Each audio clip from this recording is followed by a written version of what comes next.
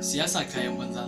Dama wani bature ya faɗa, babu masoyi na dindindin a siyasa, haka babu maki na dindindin a siyasa.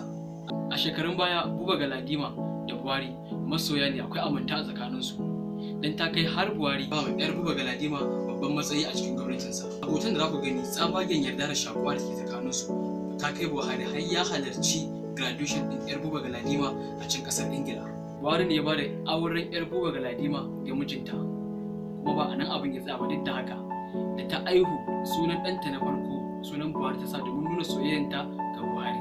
Duk wannan ya faru ne a shekarun baya. A yau kuwa wutar gaba ta balle tsakanin Buhari da Buba Galadima, inda Buba Galadima yake nuna cewa Zainab yarsa ta fi dukkanin mutanen da suke cikin gwamnatin Buhari ilimi, sannan ya ƙara nuna cewa wallahi ko Allah ne zai sauko ya irga zaben nan na 2019 PDP ne za ta ci. Sannan ya faɗa cewa Buhari ba mutumin kirki bane, Buhari ba shi da amana. Sannan yake bayyanarwa da cewa yana zargin APC da magudi a mazabarsa.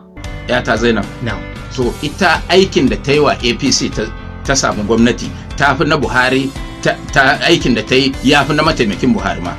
Don ita ce kawunsila a nan, dukkan kamfen ɗin da aka yi a Abuja nan ita ce jagora, ita ce shugaba, don ita ce kaɗai take da mukamin siyasa a lokacin da za ta yi sauka na karatu a Ingila.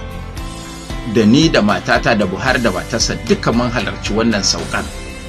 Kuma tana da digiri na farko guda 2, tana da digiri na 2 guda 3, tana da ACCA, yanzu ma tana karatun wani digiri. Duk cikin wannan gwamnati na yi jam'u ba wanda yake da iliminta. Yarinyar nan ya je graduation ɗinta. Yarinyar nan shi ya ba da ita aure lokacin da za ta yi aure. Yarinyar nan da ta haihu ɗanta na farko ta roƙi mijinta a sa sunan shi. Tambaya anan ɗaya ce, tsakanin Buba Galadima da Buhari wa ya fi wani butulci? Za ku iya ci gaba da tattaunawa a cikin shafina na Instagram, Facebook, Twitter ko YouTube. Sannan kar ku manta ku yi subscribe din channel ɗinmu domin ku taimaka mana mu ci gaba da kawo muku shirye-shirye masu ƙayatarwa.